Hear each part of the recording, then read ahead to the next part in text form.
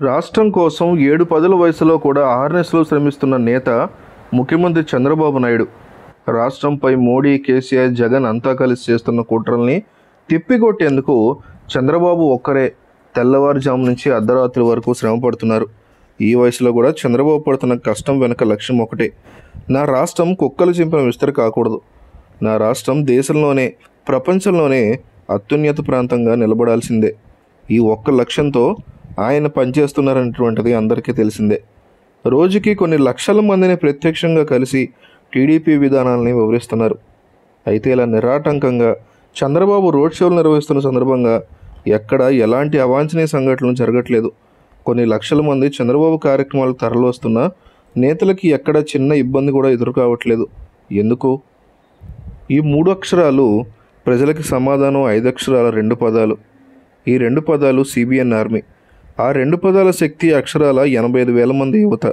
రాష్ట్రం కోసం తప్పరపడుతున్న బాబు కోసం ఈ 85,000 మంది సభ్యులు సిబిఎన్ ఆర్మీ తమ శక్తియుక్తులను వాడుతోంది.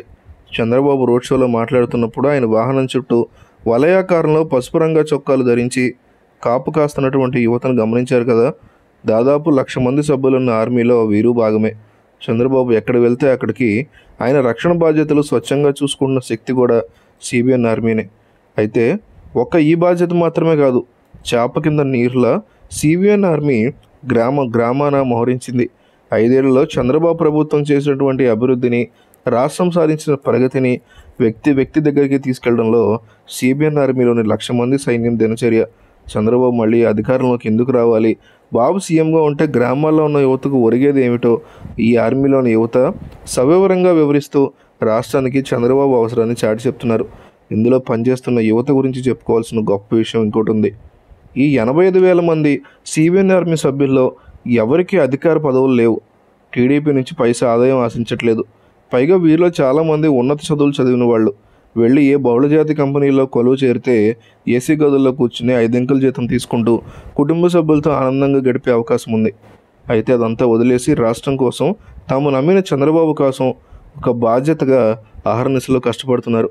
ఎవరూ చెప్పకుండానే స్వచ్ఛందంగా ఎవరికి వారు ఒకరిపై ఒకరు ఆధారపడకుండా ఒక స్వశక్తిగా ఎదుగుతున్నారు. ఈ సిబిఎన్ ఆర్మీ టీడీపీకి అదనపు బలంగా రూపుదిద్దుకుంది. సిబిఎన్ ఆర్మీలో ప్రతి ఒక్కరిది ఒకటే లక్ష్యం. చంద్రబాబు ఈ రాష్ట్రానికి అవసరం. భావితరాలు నిశ్చింతగా బతకాలంటే మళ్ళీ చంద్రబాబు అధికారంలోకి రావాలి. రాజధాని నిర్మాణం పూర్తి కావాలి. రాష్ట్రానికి పెట్టుబడులు వెల్లువెత్తాలి. కంపెనీలు క్యూ కట్టాలి. అప్పుడే రాష్ట్ర యువతకు రాష్ట్రంలోని కొలువులు వస్తాయి. ఇదంతా జరగాలంటే చంద్రబాబు మరోసారి సీఎం కావాలి. అందుకోసం ఈ 85,000 మంది యువత తమ వంతు బాధ్యతగా కలిసిమెలిసి రాష్ట్ర వ్యాప్తంగా పనిచేస్తున్నారు. బాబు వస్తే జాబు వస్తుందని 2014లో తాము ఇచ్చిన నినాదం, బ్రింగ్ బ్యాక్ బాబు అంటూ చేసిన ప్రచారం ఆచరణలో నిజమయ్యాయని వారు పేర్కొంటున్నారు.